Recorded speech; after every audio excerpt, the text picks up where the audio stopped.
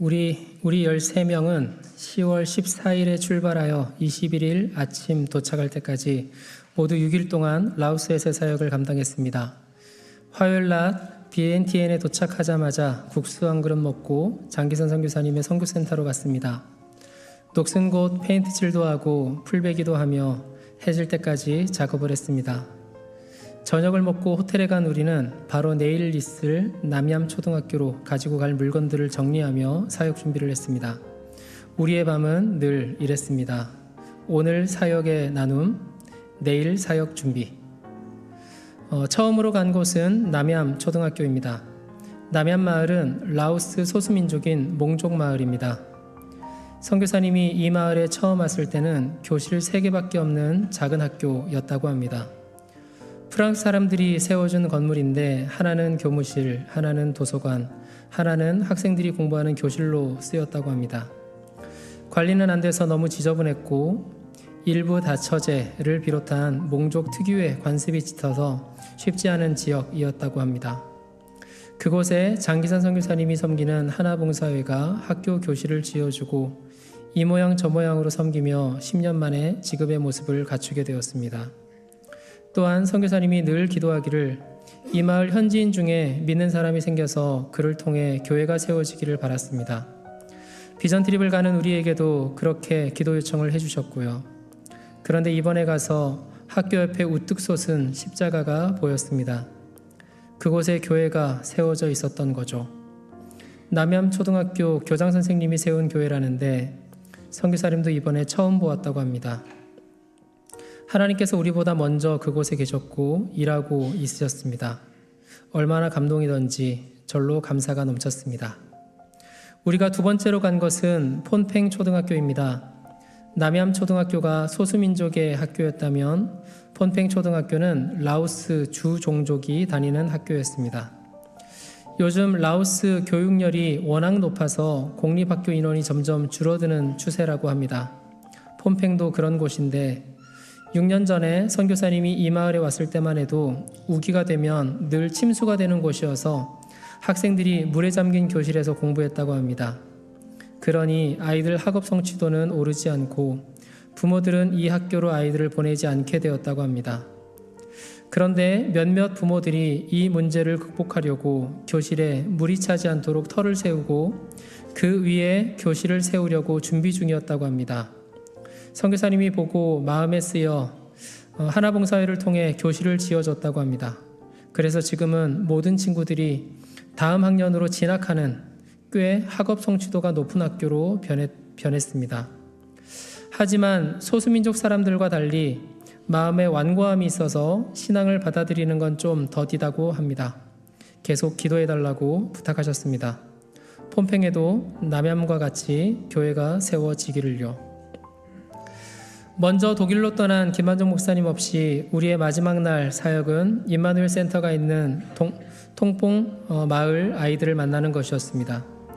오전에 라오스 한인교회에서 예배를 드렸는데 예배 시간에 특송으로 섬길 수 있어 뜻깊었습니다. 예배 후 임마누엘 센터로 갔더니 이미 몇몇의 아이들이 와서 우리를 기다리고 있었습니다. 비엔티엔 시내 외곽에 자리한 똥퐁 마을은 라오스 안에서도 노동자들이 많이 사는 지역이라고 합니다. 그래서 아이들이 일로 바쁜 부모님들의 케어를 잘 받지 못한다고 해요. 그래서 그런지 참 말 안 듣더라고요. 그런데 이 아이들을 장기선 선교사님과 윤순옥 선교사님 두 분이 섬기고 있습니다. 모인 아이들은 유치원 다니는 아이들부터 초등학교 고학년까지 약 80명 정도가 모였습니다. 함께 섬기는 교회학교 선생님도 없고 부모님들께 도움받기도 쉽지 않은 곳에서 오로지 두 분이 저 많은 아이들을 섬기는 겁니다. 교회를 다니며 이런저런 불평이 많은 우리들의 모습을 생각나게 했고 반성도 되는 시간이었습니다. 늘 선교 보고 때마다 느끼지만 우리의 일주일은 짧은 글로 나누기 어려운 긴 이야기가 있습니다. 일주일을 위해 넉 달 동안 준비했지만 현장에서 우리는 여전히 부족하다 느꼈습니다.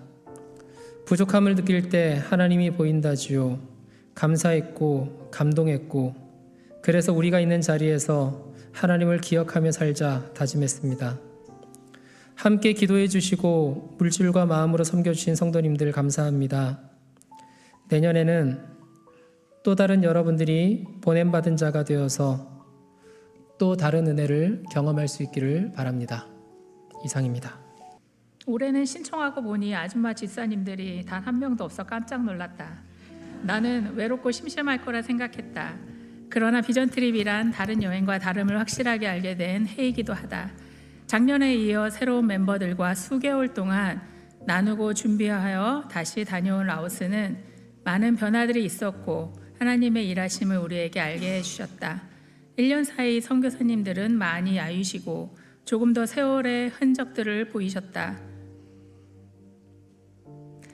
특히 윤순옥 선교사님은 또 병마와 싸우시며 이겨내시고 계신 모습이 참 마음을 뭉클하게 했고 왠지 모를 애잔함이 마음에 문득문득 생기곤 했다. 그래서인지 이번에 나는 윤순옥 선교사님 옆에 많이 있게 되었는지도 모르겠다. 그러나 여전히 밝은 미소와 넘치는 사랑으로 우리들을 맞이해 주셨던 장기선 윤순옥 선교사님, 이번에는 이 두 분들과 좀 더 많은 대화를 할 수 있어 가까이 가기에 좋았고 더욱 친숙해졌고 순간순간 즐거웠던 시간들로 채워주셨다. 오히려 이런 순간들은 우리 아줌마 집사님들이 없어 가능했던 시간들이지 않았나 싶다.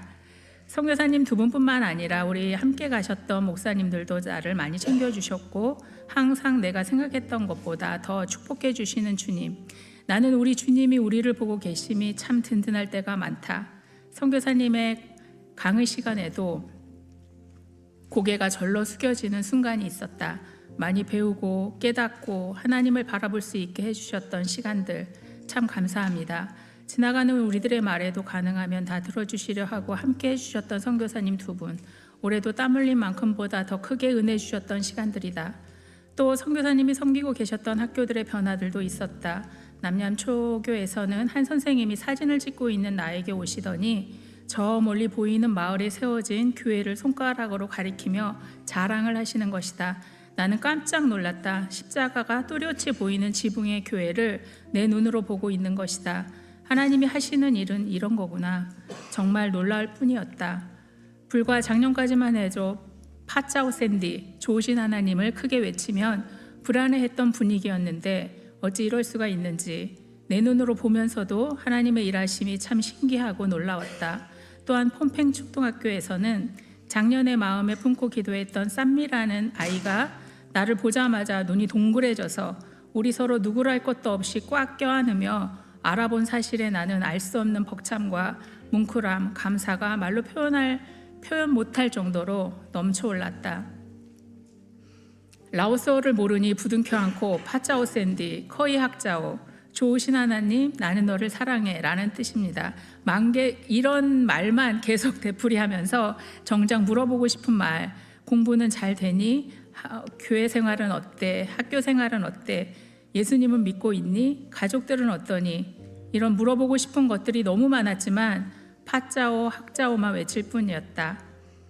하나님, 우리 쌈미를 꼭 구원해 주시고 하나님을 잘 믿어 자기 민족에게 예수님을 전하는 사람이 되게 해주세요. 더 구체적인 기도 제목을 가지고 오게 하셨다.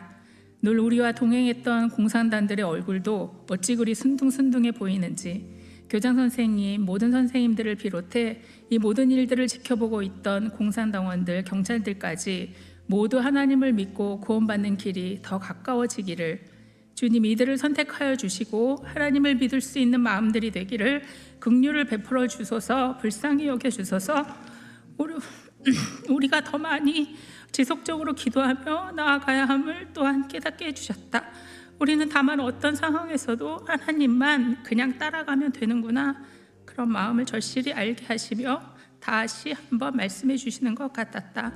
하나님 아버지 살아계심을 보여주시고 이끌어가 주시고 함께 해주셔서 감사를 드립니다.